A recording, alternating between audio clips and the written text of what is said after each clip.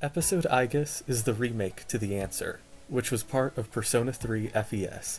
This side story is remembered pretty badly, but everybody loves it for its portrayal of Yukari Takeba and the grief that she experienced over the death of the protagonist.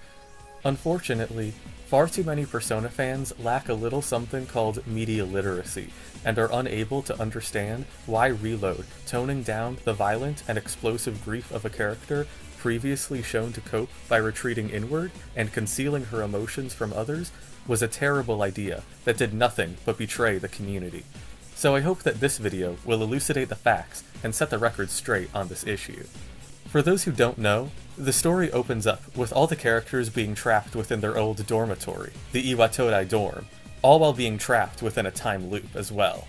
This is a narratively powerful device, as the characters are unable to escape the dormitory, where they had spent the past year bonding with one another and forging their friendships, the strength of heart known as their persona ability.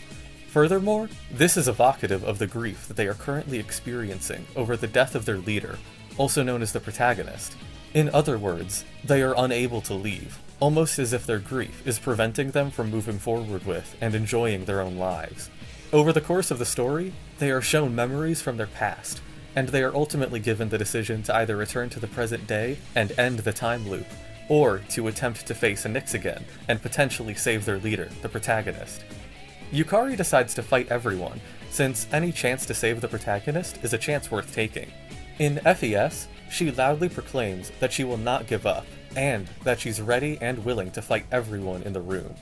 But in Reload, she says that while she may not be objectively right, she's confident in her decision, ready and willing to fight everyone, and that they don't have the time to debate normally. And that brings me to my next point. Now, I personally don't like this. We know that Yukari is a teenager in high school, and that it's common for teenagers in high school to lash out at others, and we know that Yukari's mask is gradually slipping over the course of the story. And so, I ask you, why should Yukari foreshadow the fact that she is doubting herself? There is no scene where she later admits that she was making a mistake, and so there is no reason to not have her yell at everyone, while Mitsuru awkwardly stands next to her and defends her every word. The original version was perfect in that regard, since it made the entire group splitting into 4 different factions because of literally only Yukari so much more obvious. And that brings me to my next point. When you defeat Yukari, she starts crying right away, instead of forcefully trying to steal the key from Aigis' hands. Now, this is a complete betrayal of her character from the original.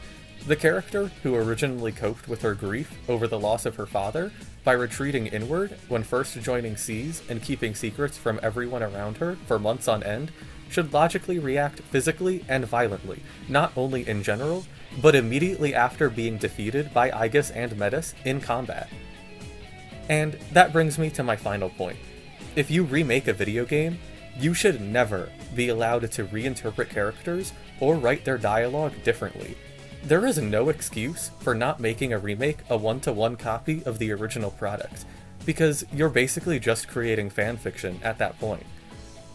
Finally, no one agreed that The Answer always had a good story, but I think that we can all agree that these changes got in the way of making episode Aigis and Persona 3 Reload the masterpiece that it always was.